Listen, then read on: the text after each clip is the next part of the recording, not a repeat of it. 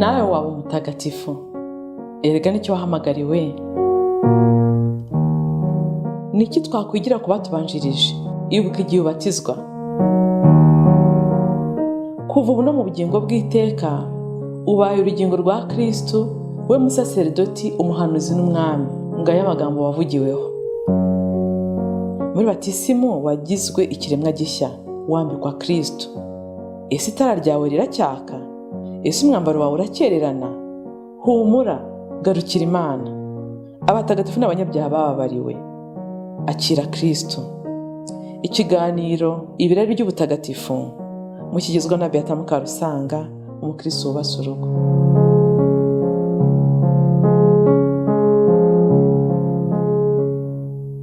Kristo yaza kuzwa abavandimwe. Uyu munsi rero tugiye kuganira kuri Mutagatifu Luka, umwanditsi w'ivanjiri. Inkuru nziza ya Kristo yanditswe nawe nyine. Tugiye kureba Luka ninde. Luka Mutagatifu yavukiye mu Bugereki muri Antiyokiya. Yabayeho mu kinyejana nyine cya mbere cya kinyejana Yezu yabayemo. Akaba ari umuhanga cyane, yakoze ingendo nyinshi zitandukanye ashakisha ubumenyi. Yari umuhanga cyane, akunda kwiga, ariko bavuga ko icyamukururaga cyane ari ibijyanye n'ubuvuzi. Yari umuganga ndetse akaba n'umwanditsi, n'umuntu ushobora gushushanya. Yarazi gushushanya cyane ku buryo amwe mu mashusho menshi Kiliziya ikoresha na n'uyu munsi yashushanyijwe na Luka. Twavugamo nka Bikira Mariya utabara abakristo mukunda kubona bashushanya Bikira Mariya ateruye Yezu, yashushanyijwe na Luka Mutagatifu, n'izindi nyinshi. Luka yabaye hafi cyane ya Bikira Mariya, aramwumva. Ikindi nanone bavuga muri tradition, muri ruhererekane mvugo, nuko nawe ashobora kuba yari umwe mu bigishwa 72. Aya makuru ndi kuba bizi kundusha, mwanyunganira mukandika muri commentaire. Cyane cyane ndavuga aba barabyize, kuko nge nibyo mba nasomye, ariko nk'abafashe umwanya bakabyiga mu ishuri, mwanyunganira mugatanga amakuru nyayo aho naba nibeshye. Luka Mutagatifu rero yabaye hafi cyane nanone Pawulo Mutagatifu. Aho Pawulo amariye guhinduka, umwe wamuhaye hafi nanone ni Luka, bakagendana mu ngendo yakoze. Murabizi ko Pawulo Mutagatifu yakoze ingendo nyinshi cyane yigisha amahanga, nk'umwarimu w'amahanga. Baragendanaga rero, akamubera nk'umwanditsi. Murabizi ko atanditse ivanjiri gusa, ahubwo yananditse n'ibyakozwe n'intumwa. Murumva rero yuko ibyakozwe n'intumwa muzi ko higanjemo cyane ingendo za Pawulo. Urumva ko yandikaga ibintu ahagazeho, agenda yibonera. Aho Pawulo rero ajyaniwe i Roma, agiye gufungirwayo, na Luka barajyanye bamara nayo imyaka 5. Hanyuma we na Tito abohereza gusubira i Korinti kujya kwigisha Kiliziya yaho. Bavuga yuko ashobora kuba ari Pawulo Mutagatifu amusabye kwandika nawe ivanjiri, nkuko yari agendanye na Yezu, yari amaze no gucengerwa n'ibyo Yezu yakoze, abishyira rero mu nyandiko. Umwihariko we muzasanga yita ku mpuhwe z'Imana cyane. Musanga imigani aca, hari imigani yihariye, mbaye mukoro ngo namwe muzayibonere.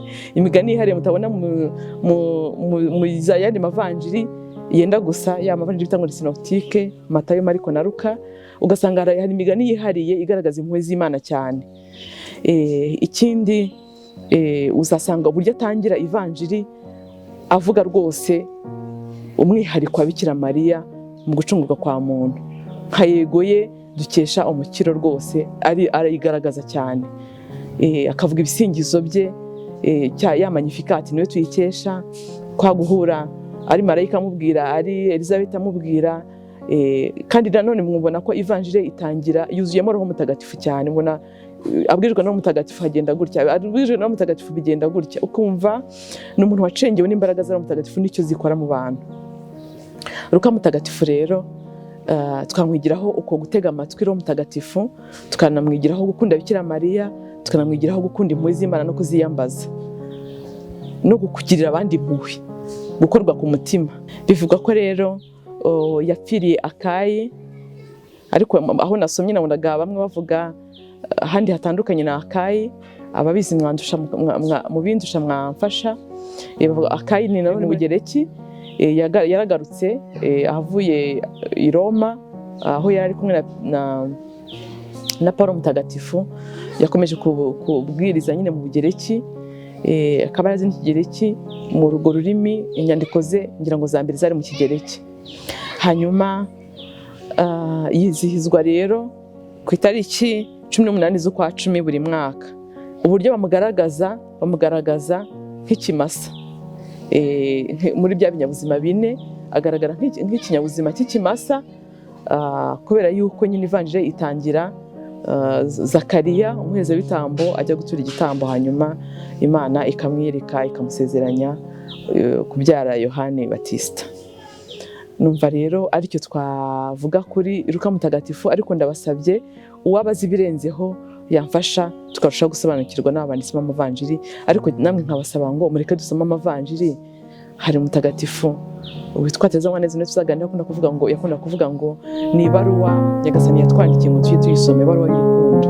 Mureke dusome amavanjiri turushaho kumva icyo Yesu yasize avuze. Hasingizwe Imana, abamarayika n'abatagatifu.